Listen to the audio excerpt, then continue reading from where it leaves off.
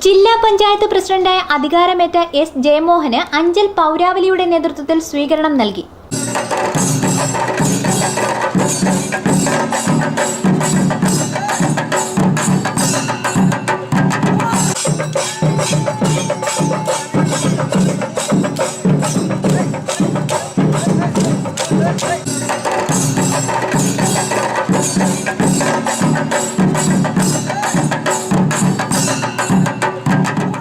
സ്വീകരണ പരിപാടിയുടെ ഭാഗമായി അഞ്ചൽ പട്ടണത്തിൽ ഘോഷയാത്രയും സംഘടിപ്പിച്ചിരുന്നു.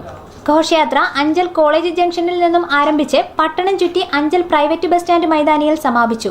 തുടർന്ന് പ്രൈവറ്റ് ബസ് സ്റ്റാൻഡ് മൈതാനിയിൽ നടന്ന സ്വീകരണ യോഗം CPM ജില്ലാ സെക്രട്ടറി K. രാജഗോപാൽ ഉദ്ഘാടനം ചെയ്തു.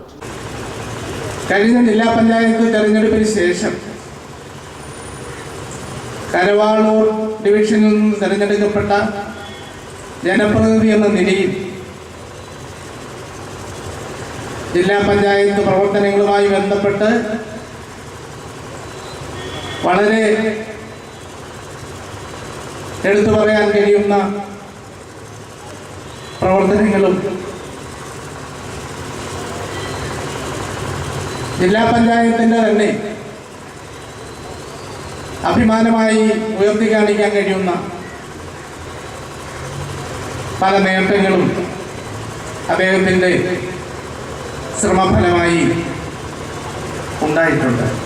Anchal block panchayat president G. പ്രമോദിന്റെ അധ്യക്ഷതയിൽ ചേർന്ന യോഗത്തിൽ കോൺഗ്രസ് നേതാവ് Anchal Soman, Anchal saint John's college principal KV Thomas Kutty, CPI മണ്ഡലം കമ്മിറ്റി അംഗം ലിജു ജമാൽ, CPM ജില്ലാ സെക്രട്ടേറിയറ്റ് അംഗം George Mathew, CPM Anchal area secretary Babu Panicker, Anchal ഗ്രാമപഞ്ചായത്ത് പ്രസിഡന്റ് A. സക്കീർ ഹുസൈൻ, ഇടമുളയ്ക്കൽ ഗ്രാമപഞ്ചായത്ത് പ്രസിഡന്റ് സുശീല മണി, DCC അംഗം ചാമക്കാല പ്രഭാകരപിള്ള, വ്യാപാരി വ്യവസായി ഏകോപന സമിതി പ്രസിഡന്റ് ദേവരാജൻ, അഞ്ചൽ ഗ്രാമപഞ്ചായത്ത് standing committee chairman Anchal Badaruddin, doctor VK Jayakumar, Archana Raveendran തുടങ്ങിയവർ സംസാരിച്ചു.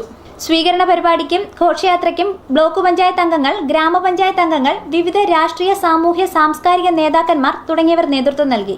സ്വീകരണത്തിന് നന്ദി പ്രകാശിപ്പിച്ചുകൊണ്ട് ജില്ലാ പഞ്ചായത്ത് പ്രസിഡന്റ് S. ജയമോഹൻ സംസാരിച്ചു.